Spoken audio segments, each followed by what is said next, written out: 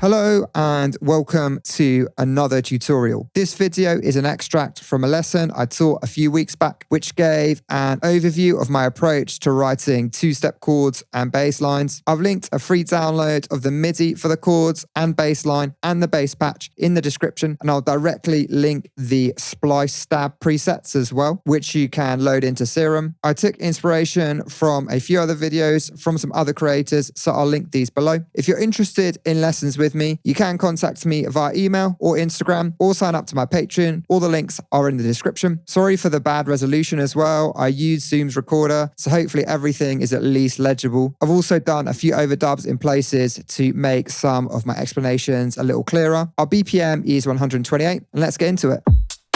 So I've got basic two-step beat here. I'm just going to start in like A minor because it's like the most simple. It's the white keys. I'm not necessarily going to stay in a scale though, so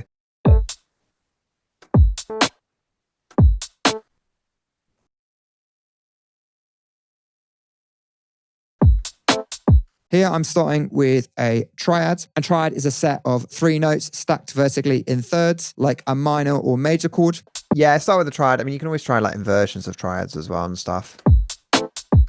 You're not really going to be in like a much lower octave than this, because once you start to get down here, I mean, it sounds all right. You could make it work, but generally you're going to be like higher up. You're going to be sort of octave 2, like A2 and like A3 and stuff. So you've got your most kind of basic, and then you can start to add like 7th.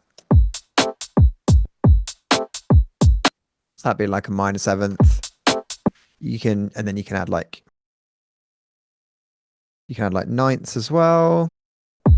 Is that 9th? That's 9th. The chord here is now A minor 9, so that's A, C, E, G, B. Kind of want to try this on the one that I just was working on actually, so it has a bit more. FL definitely has these options as well where you can strum.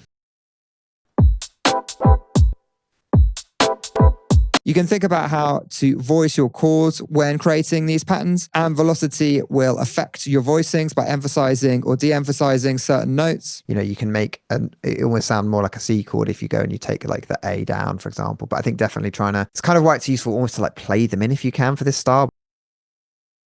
Adjusting these and just sort of trying to make them sound kind of unique in terms of their velocities and stuff, so that they sound a bit more like someone's actually played them.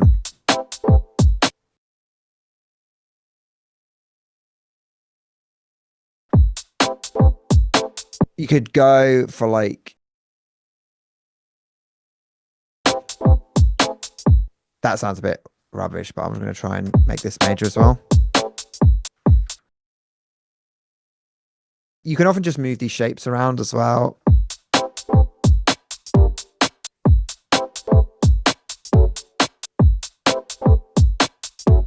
I mean, that sounds decent, even though it's like clearly not in the scale.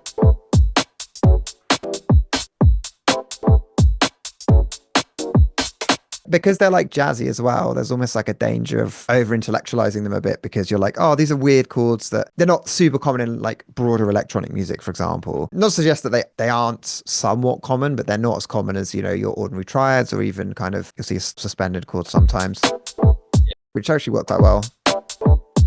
Like that one. Quite like that on the second. Maybe you can have it on the second repetition or something like that.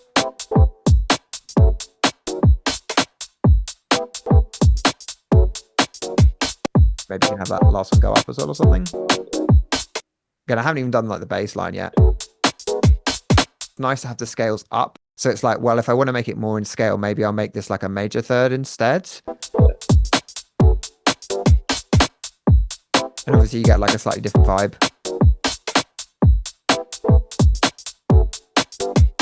That sounds silly though. It sounds too cheesy. I don't like it. Just curious to see if I can like, I guess it's just one of those things that for some reason, just try and make it like a suspended one, sort of being keeping. That's all right. Yeah, the idea is like, oh, I'm suspending these chords, so I'm going to suspend those ones as well. This might start sounding silly. Like, it's kind of all right. Yeah. It was like a bit too jazzy. Kind of like it here, I think. I think it is very much just sort of, you know, moving shapes around. Sometimes it's good to just sort of resample one of these chords and then you can move it around a lot more easily. And it's a more sort of like classic, almost like rave inspired way of doing it. But yeah, I think, you know, what I'd normally do is, as well is, you know, you can try and sort of transpose these onto different. I think this one's already a chords. When I came back to the project for this video, I noticed that the serum patches for the next two sounds were made from wavetables that contained more than one note. So not only did some of the oscillators have their semitones shifted within serum, but some were also playing harmonies or chords. So the MIDI here is a C, but we have C, G, A sharp, D, C, and G, which is a C sus2 chord with a seventh, which is similar to the types of chords I've been using. If we deactivate all the sound generators aside from A,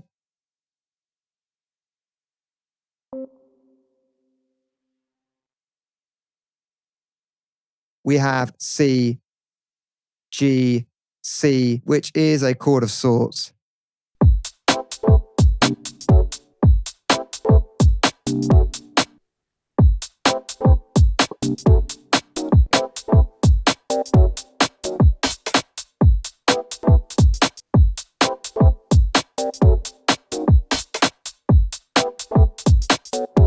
Something like this. You know that I don't really want it to be on the root there. Then obviously you can bring in more. I like the idea of having like quite a few different ones. It obviously can get a bit like chaotic. That also is probably too high. Low one. Is this another chord one? It is.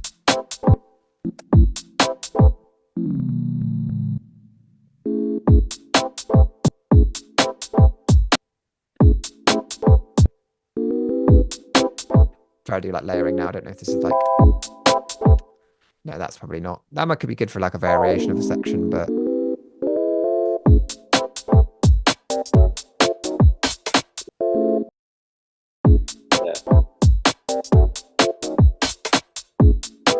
Or maybe have that one be like a high one, I don't know.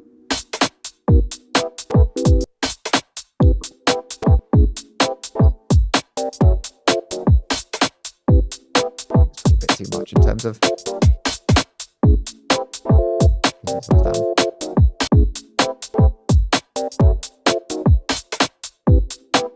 Those ones probably. This final synth is a similar story to the last.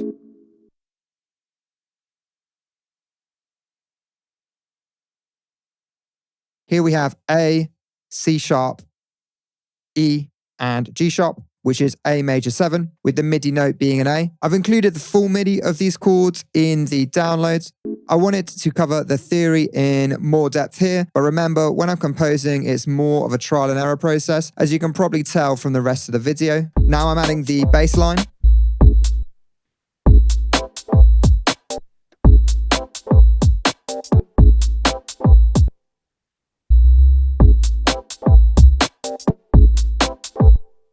How's like octave jumps like this? That kind of works. Maybe a bit later.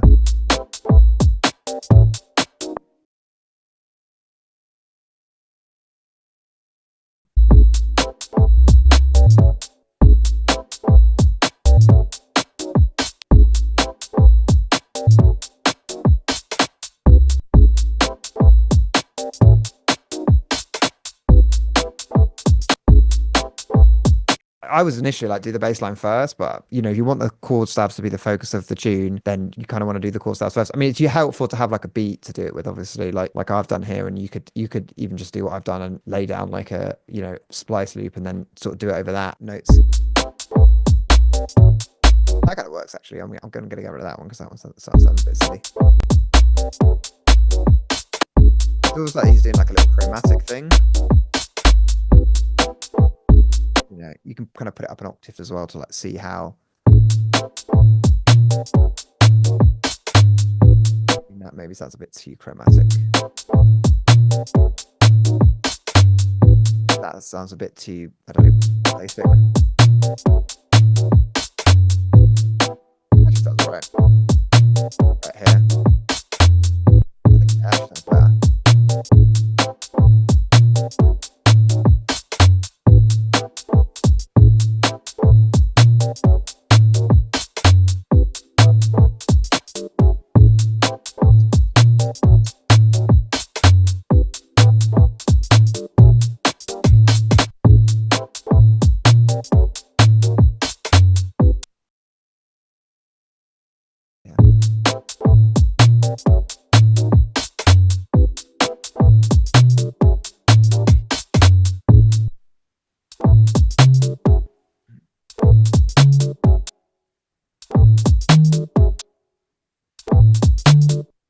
Same one.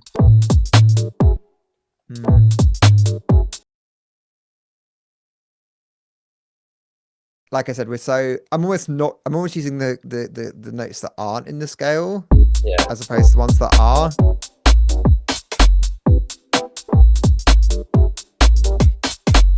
So it doesn't really like, I'm not saying your bass line shouldn't be in key with your track, because I've kind of done my best to sort of make it sound not too dissonant, but you can get away with more when you're playing like really low notes, particularly, you know, when it's a bass sound. It's that sort of staccato legato thing I was talking about before. So you've got some longer notes, you know, shorter notes will generally make things feel more bouncy, but longer notes will generally make things feel a bit kind of more, I suppose, like maybe powerful is a bit of a basic way of looking at it. But it's, you know, if I have lots of long notes, then yeah, this is quite a short envelope for the amp envelope. So yeah, I'm almost like making these as long as I can.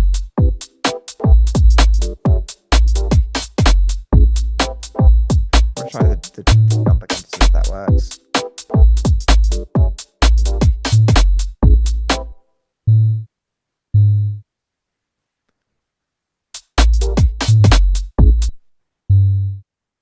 Just trying to kind of do a nice little fill at the end or something.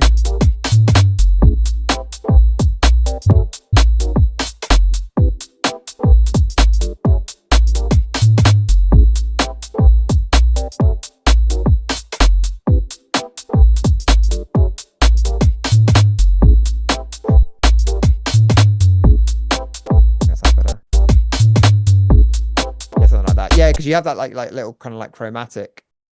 Each note is next to each other. And that's the video. Please leave any questions in the comments and consider liking and subscribing if you enjoyed this video. I'll see you in the next one.